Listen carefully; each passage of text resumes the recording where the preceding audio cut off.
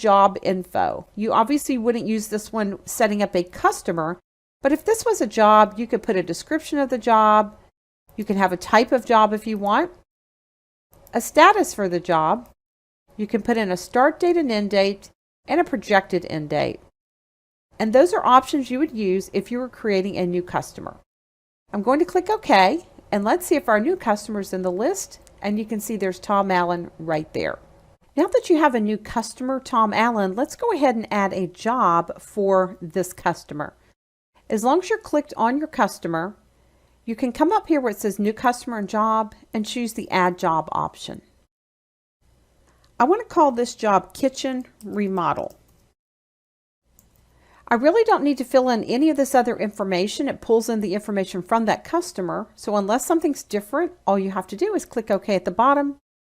And now you'll see you have a job for your customer.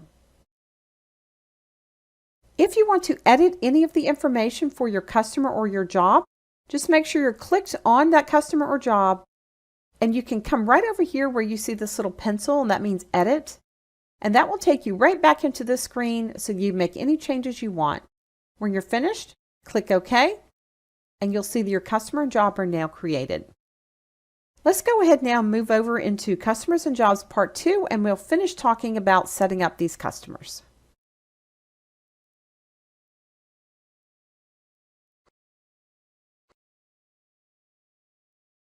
Hey there, welcome back. It's Cindy again. We're working in QuickBooks Desktop 2022.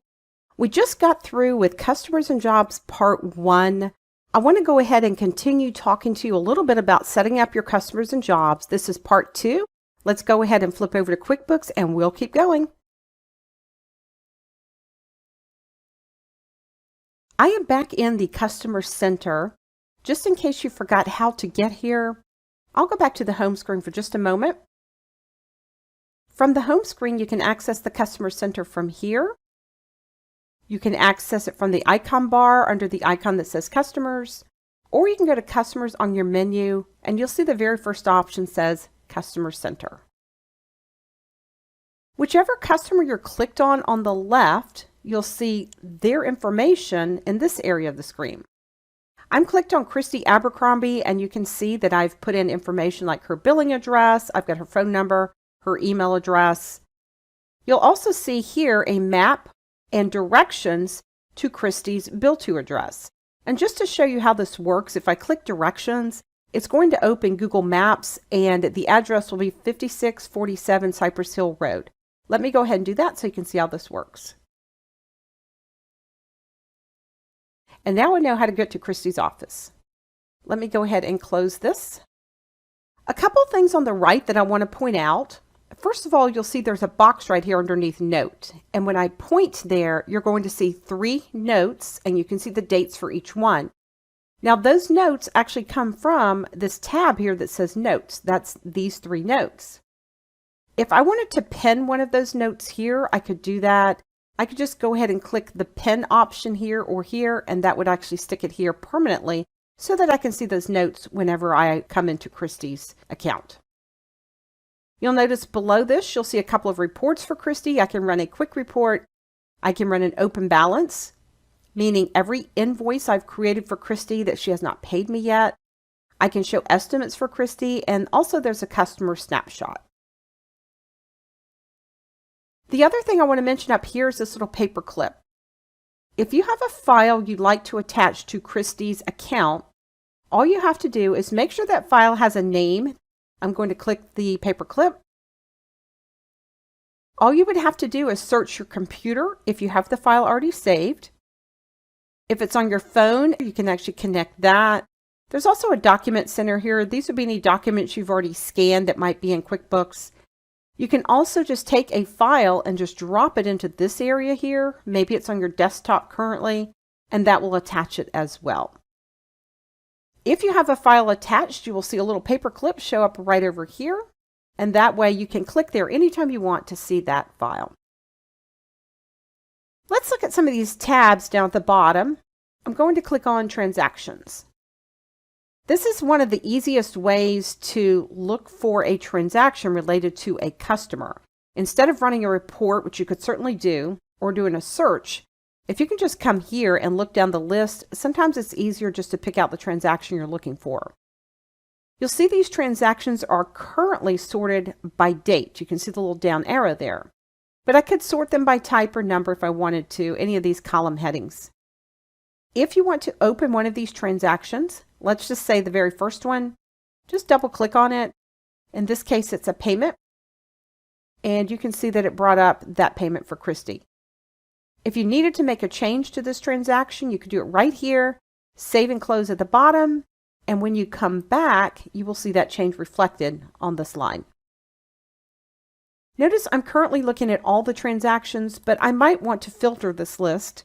Maybe I just want to see invoices for some reason. You can also, over here, instead of showing all the transactions, you can filter it by this date range. You can come down and say last month, or if you want to see anything last fiscal year, this fiscal year, you can see your choices here. Notice at the bottom of this tab, you see an option that says Manage Transactions, and there's a down arrow to the right of it. Here's where you can go in and create an estimate, an invoice, a sales receipt. You can create any of these transactions you want right from here. Chances are you're not going to be in this screen though, but just know that you could if you wanted to. This Edit Selected Transaction is the same thing as double clicking and making that change and saving it. You've also got some reports down here at the bottom.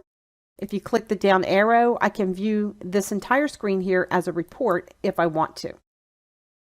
Let's take a look at the Contacts tab. A contact is a person that you want to keep a record of that maybe works for that company. It could be that when you call this company, you always speak to a certain person, maybe Steve. You can see Steve is set up as a contact here. If I come to the bottom and click the down arrow, you can see I can add a new contact here. I can edit the one that's selected, or can delete the selected contact. I'm just going to click Edit because I want to show you the information that you can fill in when you're editing or adding a contact. You would have to put in their name. You can see they've got Christy's first and last name. Notice they have her last name in the same field as the first name. I'm going to go ahead and actually cut that out and paste it down here. The next thing is I can add her work phone, fax, mobile, and again, these fields can represent whatever you'd like them to, just by clicking the down arrow and seeing your choices. Christy is a primary contact, but notice I could set up an additional contact or a secondary. I'll go ahead and save and close. And now you'll see there's Christy Abercrombie. She's still our primary contact. Let's look at the to-dos. A to-do is something you have to do related to this customer. If you had any to-dos already set up, you would see them listed here. To create a new to-do, come down to the Manage To-Dos at the bottom, click the down arrow, and you'll see Create New. A to-do can be a phone call, a fax, an email, a meeting, an appointment, or a task. You decide. I'll go ahead and say it's a call. And set the priority. Is it a high priority task or a low priority task? It's going to assume it's with this customer, but notice you can change that if you want to. This can actually be with the lead possibly, or a vendor or an employee. You can set the due date. If you want to set a time on that date, you just click this checkbox and set the time. Down at the bottom is where you type in the details. You can also change the status. When you first set this up, it will be an active to-do, but you can actually say this to-do has been done or make it inactive. I'm going to go ahead and click OK. And now you'll see that this to-do has been set up. Once you've completed this task or this to-do, notice that over in this Done column, you can actually double click and that will open up this to-do. You can actually come down here and say Done and click OK, and now you'll see there's a check mark indicating that you've completed that to-do. You can also run reports on your to-dos. Notice you can launch a to-do report, which looks just like this, and you'll see all the to-dos that you have set up, not just for this customer. I'm going to go ahead and close that. The last thing I want to mention is the tab that says Sent Email. Once you send an email through QuickBooks, you're going to see that email is listed here, and that way if you want to go back and see a record of all the emails sent to this client, you would have that list. Now there's a couple of other things here I just want to mention real quick before we wrap up working with customers and jobs. You'll notice at the top here, the new transactions. We've seen this screen already. We saw this under transactions when we went to manage transactions. We could create these new items. This is the same list. Chances are you won't be on this screen when you want to create these. And all of these happen to be on your home screen, by the way, as well. But if you happen to be here, you can do it from here. If you wanted to print, you could print your customer list. You might print just job information or customer and job transaction list. You can also export this customer list over to Excel. That way you have a list that's separate from QuickBooks if you needed it for some reason. You can export the transactions. You can also import from Excel. If you have a list of customers already set up, then you can either import them or paste them in from Excel. And just to show you this screen, I'm going to click on Paste from Excel. When you look at this screen, what you see here is a listing of all of your customers and each field of information.